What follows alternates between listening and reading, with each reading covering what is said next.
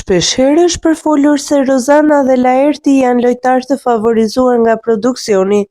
por kjo është vërtetuar edhe më tepër tani në prag të finales.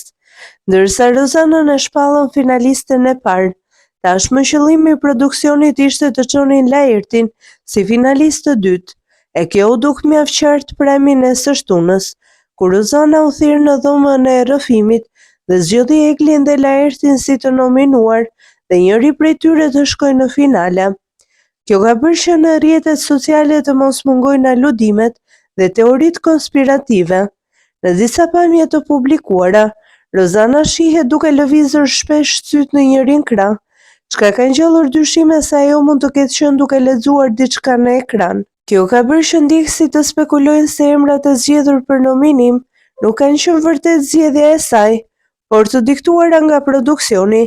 me qëllim që të nxjerrin Laertin finalist të dytë, dhe kjo do të vërtetohet më së miri prajmin e së martës.